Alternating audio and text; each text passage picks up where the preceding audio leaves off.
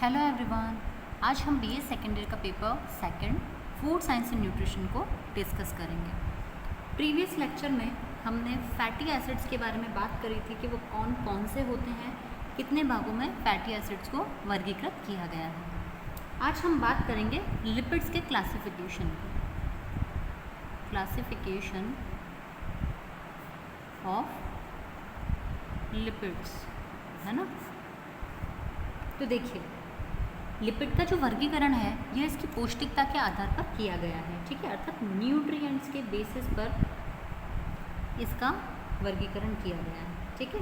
जिसमें देखिए भोजन में जो लिपिड की मात्रा होती है वह पौष्टिकता के आधार पर 3 भागों में वर्गीकृत की गई है, ठीक है। जिसमें आपका पहला आता है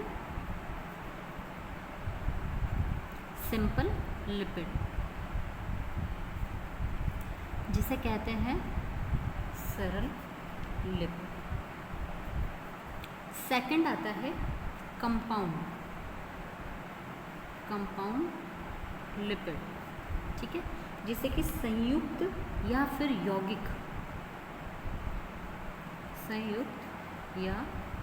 यौगिक लिपिड कहा जाता है। और तीसरा आता है आपका डेराइव्ड लिपिड, ठीक है, जिसे व्युत्पन्न लिपिड कहते हैं। अब देखिए, जो सरल लिपिड होता है ना, पहले हम इसकी बात कर लेते हैं, फिर कंपाउंड की बात करेंगे और फिर हम डेराइव्ड लिपिड्स की बात करेंगे। तो देखिए, जो सिंपल लिपिड्स हैं यह यूजुअली किससे मिलकर के बने होते हैं? फैटी एसिड्स प्लस हमने जो पहले पढ़ा था उसी के आधार पर बता रहे हैं, प्लस ग्लिसरॉल, इससे मिलकर के ये बने हुए होते हैं, ठीक है। फैटी एसिड्स और ग्लिसरॉल से मिलकर के जो ईस्टर्स बनते हैं, ठीक है, ईस्टर्स बनते हैं ना, ये जो ईस्टर्स होते हैं इनको सिंपल लिपिड्स कहा जाता है, ठीक है। जिसमें 1 मॉलिक्यूल तो होता है आपके ग्लिसरॉल का एंड 3 मॉलिक्यूल्स होते हैं फैटी एसिड्स के, ठीक है, ये मिलकर के बनाते हैं। अब देखिए, हमारी डाइट में इसका, जैसे कि वसा की बात करूँ या आप तेल की बात करूँ, ये लगभग 90 to 95% तक प्रेजेंट होते हैं, ठीक है। अच्छा, सिंपल लिपिड्स अगेन 2 टाइप्स के होते हैं, जिसमें पहला आता है फैट्स एंड ऑयल, ठीक है, वसा और तेल, और दूसरा आता है जिसको कहते हैं वैक्स या मोम कहा जाता है, ठीक है। अब देखिए, फैट्स एंड ऑयल्स, इसमें डिफरेंस क्या है? हमने प्रीवियस लेक्चर में भी इसके बारे में बात करी थी। जो फैट 20 डिग्री सेंटीग्रेड तापमान पर सॉलिड फॉर्म में रहते हैं, ठीक है, 20 डिग्री सेंटीग्रेड पर जो सॉलिड फॉर्म में है वो तो है आपका फैट अर्थात वसा, है ना। और जो 20 डिग्री सेंटीग्रेड तापमान पर भी लिक्विड ही है वह है आपके ऑयल्स, ठीक है, तेल जिसे आप कहते हैं। ये इसका बेसिक डिफरेंस है ना। और जो मोम होते हैं, यह आपके बेसिकली देखिए, जो फैटी एसिड्स होते हैं उसके साथ साथ में फैटी एसिड्स के साथ में मोनोहाइड्रिक, है ना, मोनोहाइड्रिक या डाइहाइड्रिक अल्कोहल जो होते हैं उनसे मिलकर के बनते हैं, और इसका जो मॉलिक्यूलर वेट होता है वो भी फैट्स एंड ऑयल से ज़्यादा होता है, ठीक है। अब देखिए, ये तो थे आपके सिंपल लिपिड्स। अब हम बात करते हैं कंपाउंड लिपिड्स की, ठीक है, जिसको कि यौगिक या संयुक्त भी कहा जाता है। देखिए, कंपाउंड बनना, संयुक्त होना मीन्स किसी के साथ जुड़ना। यौगिक जब 2 चीज़ें मिल करके बनती है तो उनको यौगिक कहा जाता है, ठीक है। तो देखिए, जो कंपाउंड लिपिड्स होते हैं ना, इसमें जो फैटी एसिड्स हैं, है ना, फैटी एसिड्स प्लस ग्लिसरॉल, इनके साथ में एक एक्स्ट्रा कोई भी कार्बनिक यौगिक आकर के मिल जाता है, ठीक है, तो उसको क्या कहते हैं? कंपाउंड लिपिड या यौगिक लिपिड कहा जाता है, ठीक है। ऑर्गेनिक कंपाउंड आकर के इनके साथ में जुड़ जाता है तो आपका क्या बनता है? कंपाउंड लिपिड या संयुक्त या यौगिक लिपिड बन जाती है, ठीक है। अब देखिए, जो कार्बनिक यौगिक है या ऑर्गेनिक कंपाउंड है ये कोई भी प्रकार का हो सकता है, ठीक है। अच्छा, ऑर्गेनिक भी हो सकता है, इनऑर्गेनिक कंपाउंड भी आकर के मिल सकता है इसके साथ में, लेकिन कोई एक एक्स्ट्रा आकर के मिलेगा, ठीक है। अब ये जो कंपाउंड लिपिड्स होती है ये भी अगेन 4 टाइप्स की होती है, ठीक है।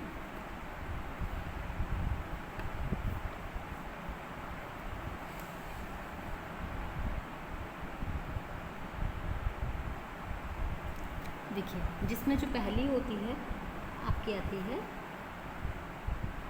सल्फोलिपिड्स, ठीक है।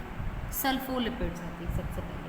सल्फोलिपिड जिसमें जो फैटी एसिड के साथ में ग्लिसरॉल है, इसके साथ में एक कंपाउंड आकर के और मिल जाएगा, ठीक है, जिसमें कार्बोहाइड्रेट या सल्फ्यूरिक एसिड होता है, ठीक है। कार्बोहाइड्रेट एंड सल्फ्यूरिक एसिड को आप H2SO4 कहते हैं, ठीक है। ये जब आकर के मिल जाता है तो इससे क्या बनती है, सल्फोलिपिड बन जाता है, ठीक है। वसा, जिस वसा के अंदर बेसिकली आपका ये पार्ट आ गया, ये कार्बोहाइड्रेट आ गया प्लस H2SO4, ये सब चीज़ें भी आपस में मिल जाती है, तो क्या बन गया, सल्फोलिपिड बन जाता है, ठीक है। अब देखिए दूसरा टाइप है इसका, वो है ग्लाइकोलिपिड्स।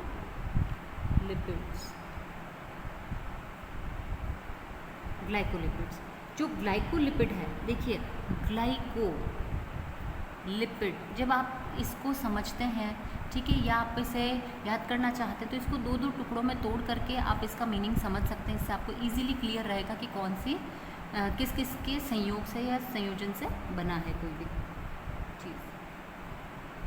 तो देखिए जो ग्लाइकोलिपिड्स है इसमें भी वापस फैट, जिसमें फैटी एसिड आ गया, आपके ग्लिसरॉल आ गया, ठीक है। इसके साथ साथ में जो कार्बोज होते हैं ना, कार्बोहाइड्रेट, वो इसके साथ में जुड़ा हुआ होता है, तो वो ग्लाइकोलिपिड बन जाता है। ग्लाइको मीन्स जैसे कि आप कह सकते हैं ग्लाइकोजन, है ना। तो इस प्रकार से कोई ना कोई कार्बोज का कोई कंपाउंड आकर के इसके साथ मिल जाता है, तो वो आपका कहलाता है ग्लाइकोलिपिड, ठीक है। तीसरा प्रकार इसका आता है, वो आता है फॉस्फोलिपिड। इसमें क्या है, देखिए फैटी एसिड प्लस ग्लिसरॉल, ये सभी में कॉमन ही रहेगा, ठीक है। इसके साथ में फॉस्फोरिक अम्ल या फॉस्फोरिक एसिड आकर के मिल जाएगा, ठीक है। और नाइट्रोजन युक्त क्षार, ये चीज़ें इसके अंदर रहती है, ठीक है। तो उससे बनते हैं फॉस्फोलिपिड्स बनते हैं। तो अब देखिए आपको इजीली समझ में आ गई होगी ये चीज़ कि किस किस प्रकार के संयोजन से ये बनते जा रहे हैं। फैटी एसिड और ग्लिसरॉल सभी में कॉमन है, ठीक है। साथ में ये चीज़ें ही चेंज हो रही है जिससे कि इसका नाम हो रहा है। जैसे कि इसमें फॉस्फोरिक अम्ल और नाइट्रोजन युक्त क्षार जुड़ रहा है, तो ये फॉस्फोलिपिड है, ठीक है, फॉस्फोरस प्लस लिपिड, है ना। और इसका फोर्थ टाइप जो आता है वो है लाइपोप्रोटीन, ठीक है। लाइपोप्रोटीन लिपिड प्लस प्रोटीन, है ना। तो इसमें भी क्या है, फैटी एसिड है प्लस ग्लिसरॉल तो आपका है ही है, इसके साथ में प्रोटीन का मॉलिक्यूल आकर के भी जुड़ जाता है, तो वो बना देता है लाइपोप्रोटीन, ठीक है। तो ये थी सारी के सारी कंपाउंड लिपिड्स, है ना, जिसमें वो जो कि संयोजन से या कंपाउंडिंग से बन जाते हैं, ठीक है। अब आपका थर्ड टाइप आता है इसमें डेराइव्ड लिपिड, ठीक है। डेराइव्ड लिपिड को क्या कहा जाता है, व्युत्पन्न लिपिड कहा जाता है, ठीक है। व्युत्पन्न होने का मतलब ये होता है कि जो लिपिड्स सिंपल और जो आपके कंपाउंड लिपिड्स, ठीक है, इन दोनों के हाइड्रोलाइसिस से बनते हैं। हाइड्रोलाइसिस का मतलब ये होता है जल अपघटन, ठीक है, अर्थात पानी बाहर निकल जाना इनमें से, H2O -H2O हो जाता है इस कंडीशन के अंदर, ठीक है। तो उससे जो बनते हैं ना वो आपके कहलाते हैं डेराइव्ड लिपिड्स कहलाते हैं, ठीक है। सिंपल लिपिड्स और कंपाउंड लिपिड के हाइड्रोलाइसिस होने से या जल अपघटन होने से या पानी के बाहर निकलने से जिन लिपिड्स का या वसा का, ठीक है, उत्पत्ति होती है उसे व्युत्पन्न या डेराइव्ड लिपिड कहा जाता है। ठीक है, ये था इसका लिपिड का क्लासिफिकेशन। ठीक है, अब हम आगे बात करते हैं फैट के फंक्शंस की, फंक्शंस ऑफ फैट्स। ठीक है, वसा के कार्यों की। अब देखिए, जो वसा है, हमें पता है कि जिस प्रकार से कार्बोहाइड्रेट, जिस प्रकार से प्रोटीन हमारे शरीर में बहुत ही महत्वपूर्ण कार्य करती है और अपनी भूमिका अदा करते हैं, उसी प्रकार से जो फैट्स हैं या वसा है, यह भी हमारे शरीर में बहुत ही महत्वपूर्ण अपने फंक्शंस को परफॉर्म करते हैं। ठीक है, तो हम वन बाय वन इन्हें डिस्कस करते हुए जाएंगे। इसमें पहला है टू प्रोवाइड एनर्जी, है ना, ऊर्जा प्रदान करना। अब देखिए, हमें पता है कि कार्बोज, प्रोटीन और फैट, ये तीनों हमें ऊर्जा देती है, लेकिन इसका तो प्राइमरी फंक्शन है ऊर्जा देना, इसका भी प्राइमरी, लेकिन इसका सेकेंडरी फंक्शन है। पर प्रोटीन देती तो है हमें ऊर्जा। तो देखिए, यहाँ पे हमने कार्बोज की बात कर ली कि वो किस प्रकार से एनर्जी देती है, प्रोटीन की बात कर ली, आज हम बात करेंगे फैट की। तो जो फैट है, इसका भी महत्वपूर्ण फंक्शन होता है हमारे शरीर को ऊर्जा प्रदान करना। 1 ग्राम फैट से हमको 9 किलो कैलोरी ऊर्जा जो होती है वह प्राप्त होती है। 1 ग्राम फैट से 9 किलो कैलोरीज जो ऊर्जा है यह प्राप्त होती है। ठीक है, तो इस प्रकार से क्या करता है कि देखिए, देखा जाए कंपैरेटिवली तो जो कार्बोज है ये 4 कैल देता है, ठीक है, किलो कैलोरी, और प्रोटीन भी 4 किलो कैलोरीज ही एनर्जी हमें प्रोवाइड करता है। ठीक है, तो देखिए, देखा जाए तो दोनों के कंपैरिजन में जो फैट है ना, ये हमें ज़्यादा मात्रा में ऊर्जा प्रदान कर रहा है। ठीक है, लगभग दुगुनी से भी ज़्यादा हमें ऊर्जा देता है ये, है ना। तो इस वजह से क्या है, यह हमारे शरीर के लिए अच्छा है कि भाई आप कम मात्रा में लोगे लेकिन फिर भी आपको ज़्यादा ऊर्जा प्राप्त हो जाएगी। ठीक है, दूसरा इसका फंक्शन आता है storage of energy in the body.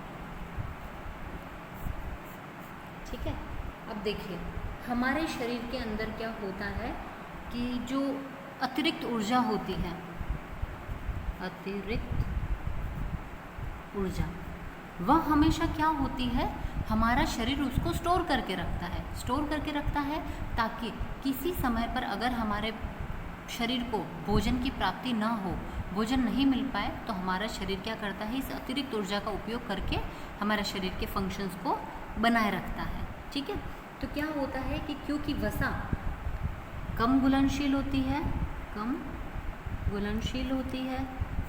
ठीक है, और साथ ही साथ में यह उच्च सघनता वाली होती है ना, उच्च सघनता होती है, अर्थात हाई कंडेंसेशन इसमें होता है। इसी की वजह से इसमें ऊर्जा भी ज़्यादा रहती है, और किसी में घुलती कम है तो हमारे शरीर में आसानी से यह स्टोर होकर के रह जाती है, और जब हमें रिक्वायरमेंट होती है यह आकर के हमारे शरीर को ऊर्जा प्रदान करने का काम करती है। ठीक है, अगले हम फंक्शन की बात करेंगे, वो है provides protection of soft organs.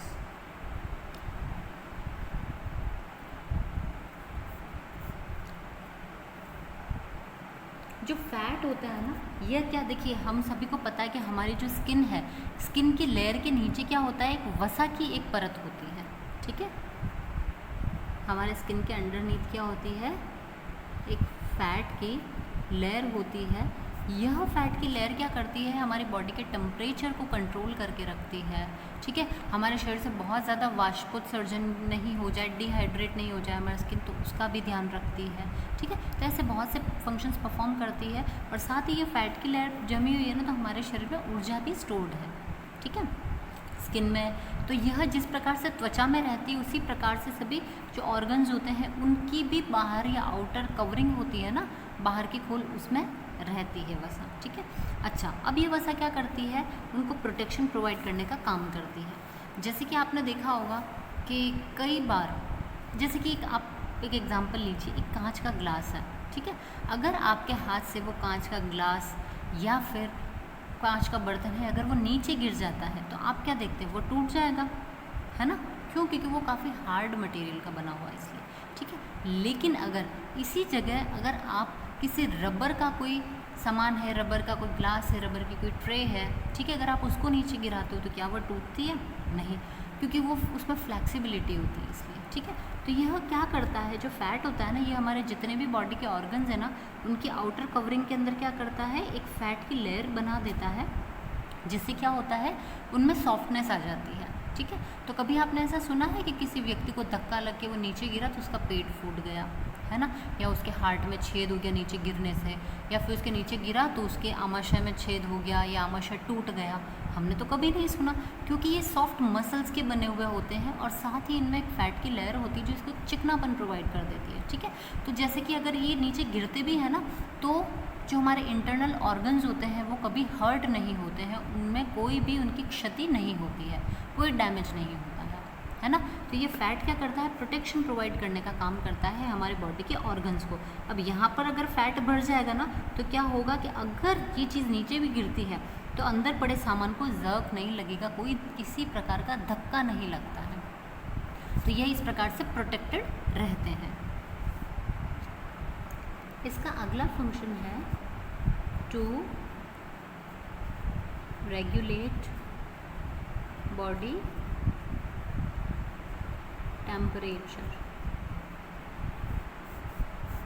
हमारे शरीर का जो तापक्रम होता है उसको कंट्रोल करके रखने का काम करता है, उसको रेगुलेट करता है या नियमित करने का काम करता है। तो देखिए, क्योंकि हमें पता है कि हमारे स्किन के मीन्स अंडर स्किन एक फैट लेयर प्रेजेंट होती है, तो हमने बात करी कि जैसे ये वाष्पोत्सर्जन बहुत ज़्यादा हमारे शरीर से नहीं होने देता है, ठीक है, बॉडी के टेम्परेचर को रेगुलेट करता है। तो ये फैट की लेयर क्या करती है, हमारे शरीर के अंदर जो ऊष्मा होती है ना, उसको बाहर एकदम निकलने से रोकती है, ठीक है। एक्चुअली यह एक हीट इंसुलेटर की तरह काम करती है। तो आपने देखा होगा जैसे कि बाहर, जैसे सर्दियों के दिन होते हैं, बाहर बहुत ज़्यादा ठंडक होती है और हमारे शरीर में जो गर्माहट होती है, तो ऐसा तो नहीं है कि एनवायरनमेंट के ठंडे होने से हम भी ठंडे हो जाते हैं, है ना, क्योंकि हमारी बॉडी के अंदर जो ये फैट की लेयर है ना, ये क्या कर रही है, हीट इंसुलेटर की तरह काम कर रही है। तो शरीर में जो ऊष्मा है वो शरीर में ही रहने देती है, उसे बाहर नहीं निकलने देती है, ठीक है। तो इस प्रकार से, तो जैसे चाहे हमारे एनवायरनमेंट या हमारी सराउंडिंग का बहुत ज़्यादा ठंडा टेम्परेचर हो, लेकिन हमारा शरीर अंदर से गर्म है तो वो गर्म ही रहता है। जैसे बहुत ज़्यादा गर्मी होती है तो एनवायरनमेंट की जो इतनी गर्मी होती है वो हमारे शरीर को अंदर से अफेक्ट नहीं कर पाती है ना। तो यह जो सारा काम होता है हमारी बॉडी टेम्परेचर को रेगुलेट करने का, यह फैट की लेयर ही करती है, अर्थात यह वसा ही करती है। अगला हमारा फंक्शन है प्रोटीन की बचत। सेव्स प्रोटीन की बचत। अब देखिए, हमारे शरीर में प्राइमरी कार्य है ऊर्जा देने का, वो है कार्बोहाइड्रेट का, ठीक है। अगर कार्बोज ऊर्जा देने में सक्षम नहीं है, हमारे शरीर में उपस्थित नहीं है और इसके स्टोर्स ख़त्म हो चुके हैं, तो अब बारी आती है फैट की, ठीक है, कि फैट का काम आता है सेकंड नंबर पे हमारे शरीर को ऊर्जा प्रदान करने का। अगर यहाँ पर फैट प्रेजेंट ना हो तो क्या होगा, ये सारी जो जिम्मेदारी होगी किसके ऊपर आ जाएगी, प्रोटीन के ऊपर आ जाएगी। तो प्रोटीन क्या करेगा, अब इसका जो खुद का प्राइमरी फंक्शन है ना बॉडी बिल्डिंग का, ठीक है, बॉडी बिल्डिंग एंड मेंटेनेंस का, है ना, उसको तो ये क्या करेगा, छोड़ देगा और आ जाएगा एनर्जी प्रोवाइड करना, है ना। तो क्या है कि जो फैट है यह प्रोटीन की बचत करता है, अर्थात फैट अपनी प्रेजेंस को बनाए रखता है, जिसकी वजह से प्रोटीन को अपना कार्य छोड़ने की ज़रूरत नहीं पड़ती है और फैट खुद जो है वो एनर्जी प्रोवाइड करेगा और प्रोटीन जो होगा वो अपना खुद का काम करता जाएगा, ठीक है। तो अर्थात यह प्रोटीन की बचत करने का भी काम करता है ना।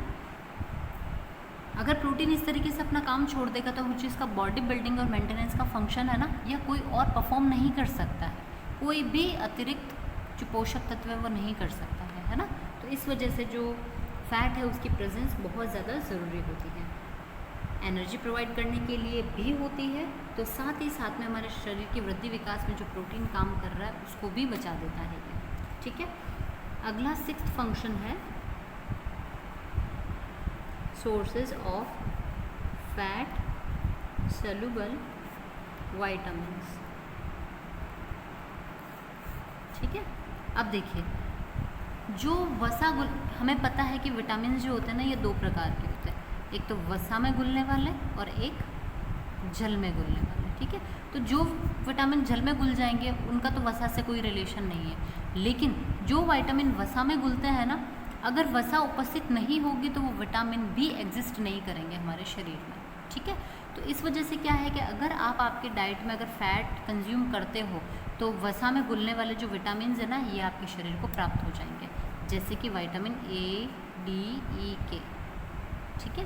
ये चारों जो विटामिन होते हैं ना, अगर आप वसा खाना बंद कर दोगे तो ये विटामिन भी आपके शरीर में उपस्थित नहीं रहेंगे। इसलिए हमेशा ध्यान रखना है कि अच्छी क्वालिटी की वसा आप इस्तेमाल करें, अच्छी क्वालिटी की वसा को आप कंज्यूम करें, जिससे कि आपको वसा घुलनशील विटामिन्स मिलते रहें, ठीक है। तो देखिए आज के इस लेक्चर में हमने फैट के क्लासिफिकेशन की बात करी है और साथ ही फंक्शंस को भी हम डिस्कस किया है। अभी इसके कुछ और रिमेनिंग फंक्शंस हैं जो हम नेक्स्ट लेक्चर में डिस्कस करेंगे। इसी के साथ आज का हमारा लेक्चर खत्म होता है। Thank you.